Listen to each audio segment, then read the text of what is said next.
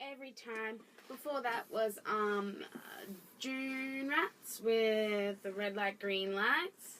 And then before that was, Chloe should have written this down. Before that was Cheap Sober with My Kangaroo.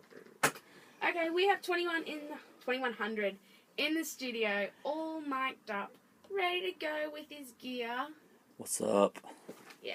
So I just gotta give a quick interview before we get into the live stuff. So, why'd you start busking before you, instead of going to like normal music kind of? Busking. Busking kind of just happened. I think I did a lot of normal music before, like normal quote unquote parentheses. I used to run a jam session, like every week for about 6 or 7 years. Play with a lot of fantastic musicians. I used to play drums for Mark Lowndes, who was on Australia's Got Talent last year. Made it all the way to the finals. I played bass and drums for a lot of different guys. Busking came completely out of necessity. I don't know if you've ever tried to make it as a musician. Definitely in Brisbane, financially, it's really hard to do. And I did a bunch of stuff for venues, and I was really, really passionate about Brisbane music, and trying to help other musicians come up and interlacing musicians and bringing them together. And which, I don't know, I guess it was kind of a noble thing to try to do, but it wasn't always financially the best thing to do. And I was just stuck in a position where I had rent, I had car payment, I had to feed myself, and I didn't know what to do. I had like $5,000 or more owing to me from local venues, and doing normal music, I was just completely in debt. And just on a whim, I have a cajon, which is it's a box, and it's originally from Peru. It's a Peruvian percussion instrument, and I went into the valley on a Friday night, and I just started banging the box, and I made beats, and the beats made people dance and made people smile, and they gave me money, and I walked away from that one Friday night with more money than I'd ever earned from a gig in one night. And it was cash, and it was there, and it was enough to pay my car payment, which was due on the Monday. And I was like, okay, let's see if I can do this again.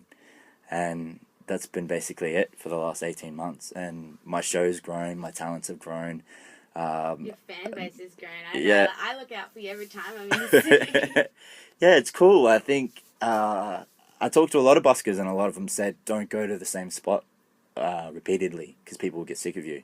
And I don't know, I guess that was one bit of advice that I kind of shunned, and I kept going to the same spots, and people knew to look out for me, and it just became this building like a rapport between myself and the people that would go to certain places, and I would get those spots, and it gave me I guess like credibility with the other buskers and stuff like that, where people were kind of like, oh yeah, don't mess with his spot, that's his kind of territory or whatever. Yeah, it's my corner. Exactly.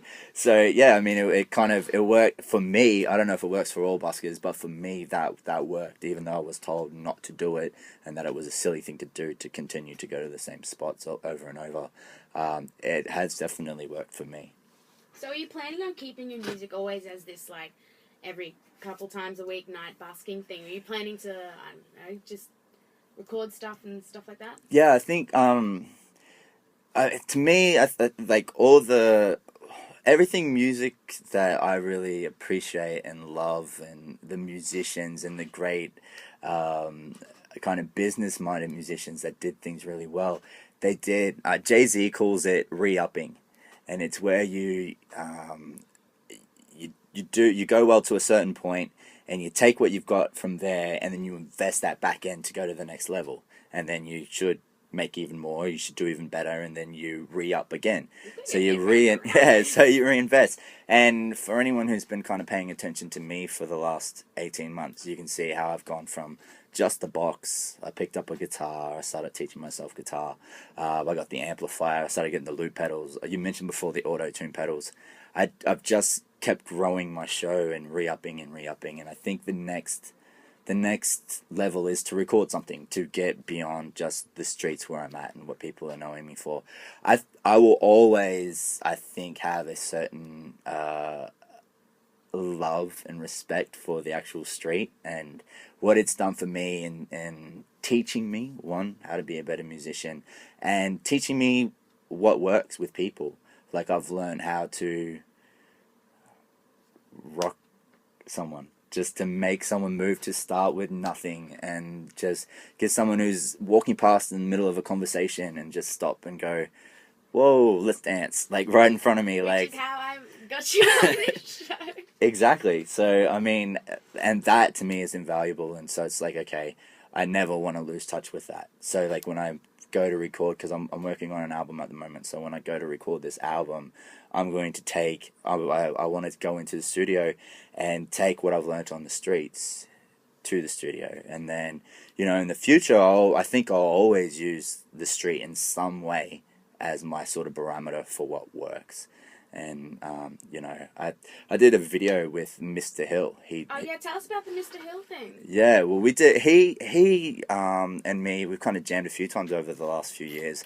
And when I first started busking, because I was making kind of hip hop beats with my percussion instrument, he wanted to do a video, and he came out onto the streets. And one of the things that I said in that video to him is, like, in the street, it's like a mirror, and you straight away get to know if what you're doing is working or not, because straight away you see the response. It's not like you record an album in the studio and then months later you see the reaction in a club, or weeks later you see the chart hits, or years later it might be before you really see the impact that the music had. But when you're on the street, you get an instantaneous impact.